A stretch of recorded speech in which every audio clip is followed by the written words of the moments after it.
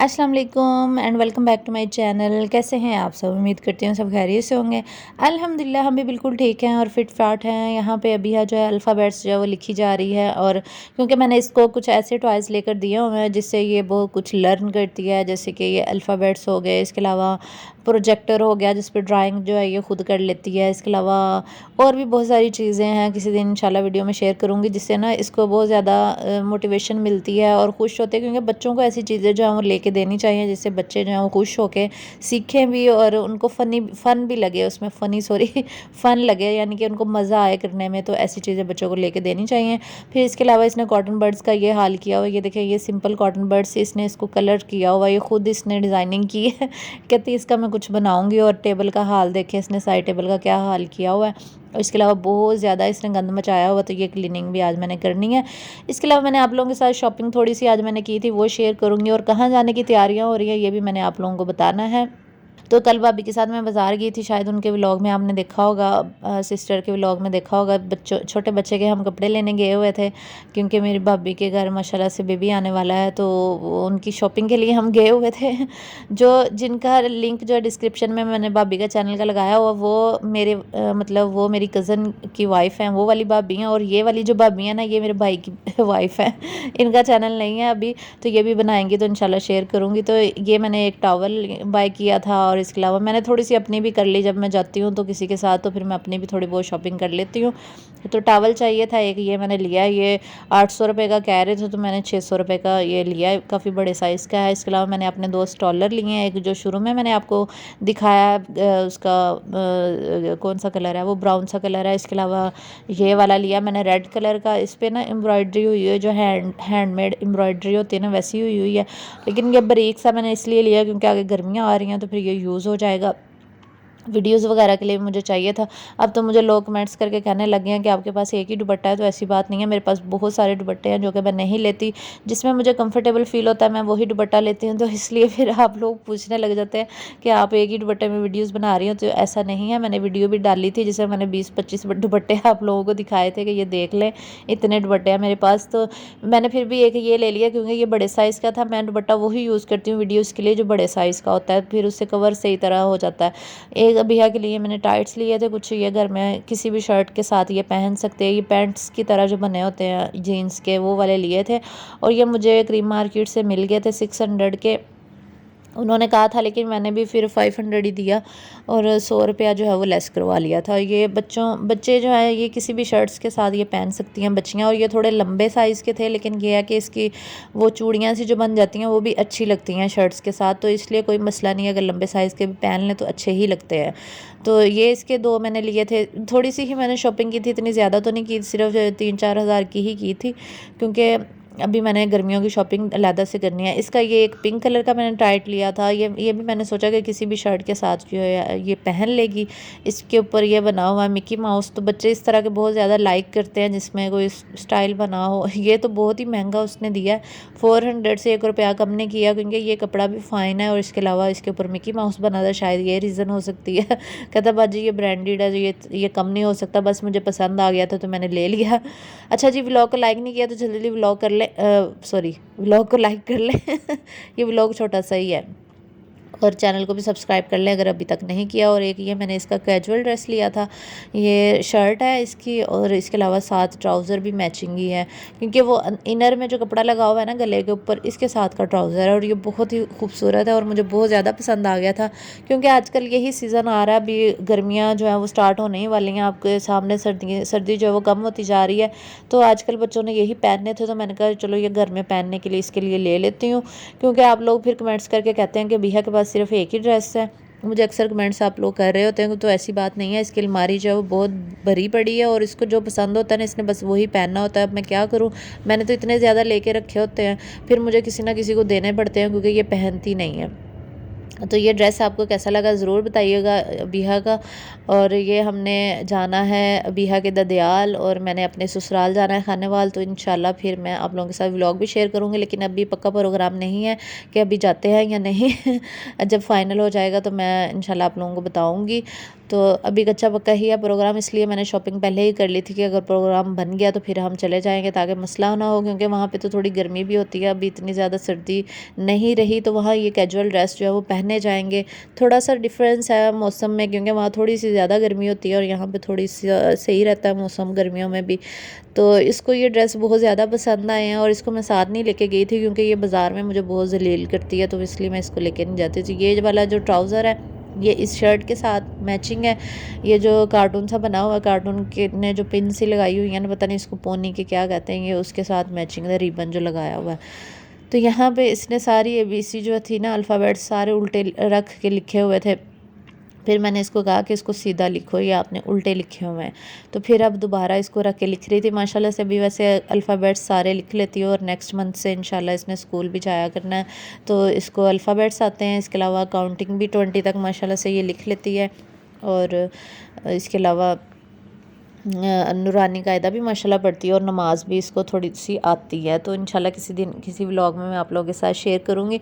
बच्चों को रात को सोते हुए अगर आप दुआएं वगैरह पढ़ा देती हैं, जो माएँ होती हैं, तो बच्चों को वो याद रहती है। तो मैं इसको सोते हुए कुछ ना कुछ पढ़ा देती हूँ, दुआएं वगैरह इसको याद करवाती रहती हूँ ताकि ये पक्की हो जाए इसकी दुआएं, क्योंकि बचपन में हम जो चीज़ बच्चों को याद करवा देते हैं फिर वो बच्चों को कभी नहीं भूलती और बच्चे हमेशा याद रखते हैं। तो इसलिए करवा देनी चाहिए शुरू में ही बच्चों को दुआएं, तो लाजमी याद करवानी चाहिए। इसके अलावा कुरान पाक की तालीम बहुत ज़रूरी है और बच्चों को लाजमी दिलवानी चाहिए। छोटी एज से ही हमें इस बात का बच्चों के ज़हनों में ये डाल देना चाहिए कि उन्होंने ये पढ़ना है, क्योंकि इसके बगैर गुजारा नहीं है और ये लाजमी है। दीनी तालीमात बच्चों को लाजमी देनी चाहिए।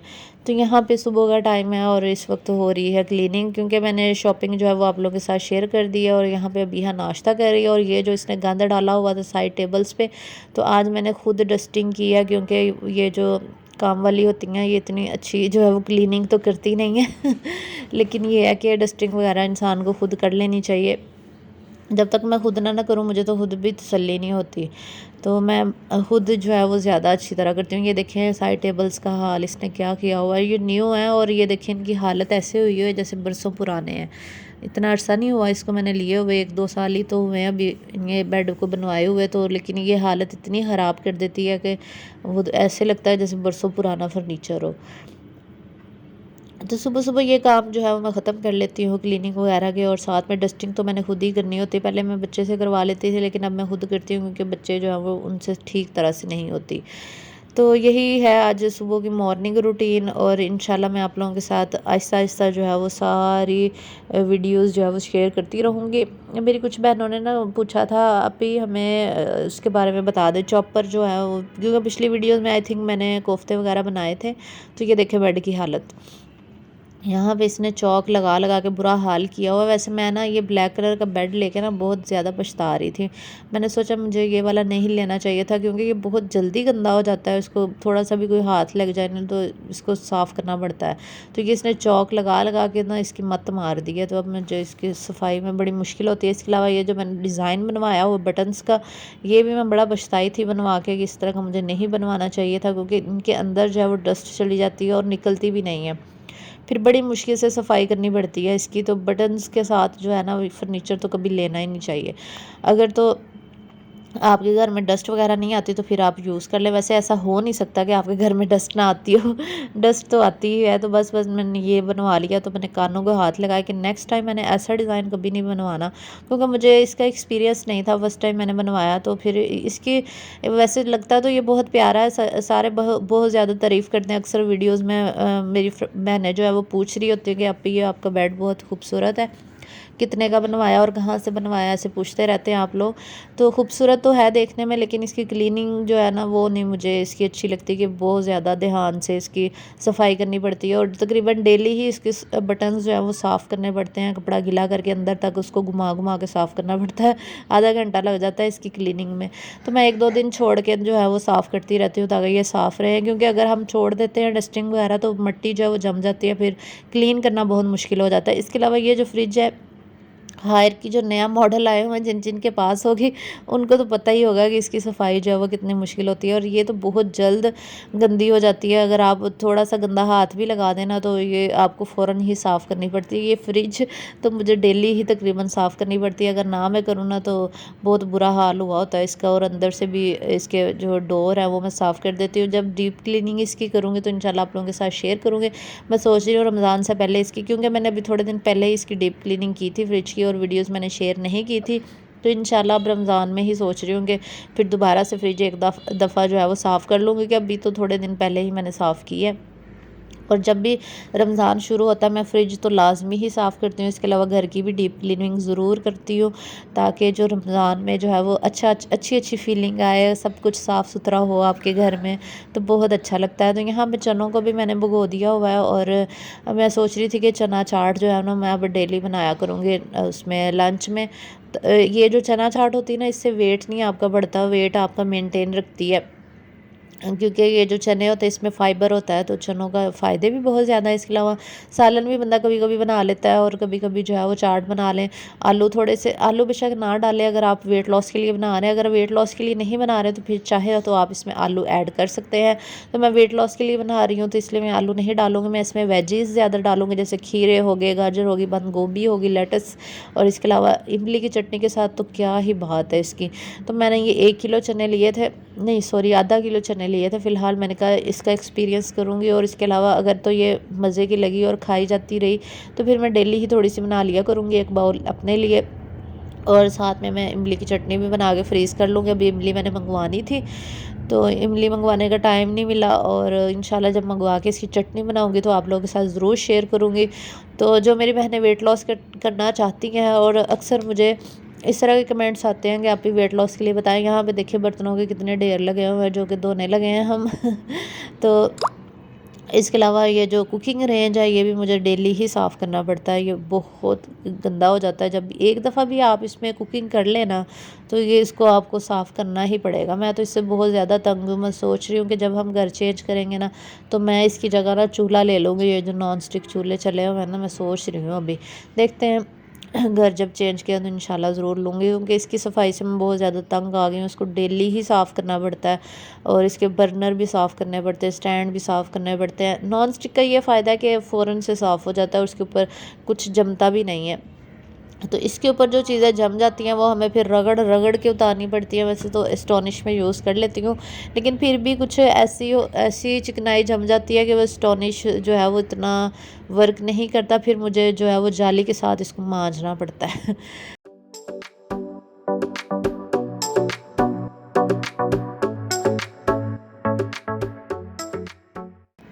फिर उठ के फेस वॉश करो और ब्रश करो। अच्छा, मेरा थोड़ा सा व्लॉग रह गया। अच्छा जी, मैं आप लोगों से ये बात कर रही थी कि चॉपर के बारे में मेरी कुछ बहनों ने पूछा था कि मैंने कोफ्ते बनाए थे पिछली वीडियोस में, तो कुछ बहनों ने कहा था कि आप ही ये कोफ्ते टूटते नहीं हैं, आप इसमें भुना हुआ बेसन भी डाल सकते हो। तो हाँ बिल्कुल डाल लीजिए, मैं ज़रूर आपको ये नहीं कह रही कि आप ब्रेड का ही यूज़ करें, तो आप बेसन डाल लें, कोई मसला नहीं है। और इसके अलावा चॉपर जो है वो NX का मैंने आपको बताया था, ANEX जो कंपनी है ना, NX जिसको कहते हैं, मैंने तो वो ही लिया। वो आई थिंक मैंने 4-4.5 हज़ार या 5 हज़ार का लिया था, और 2 साल हो गया, मुझे एग्जैक्ट याद नहीं मैंने कितने का लिया था।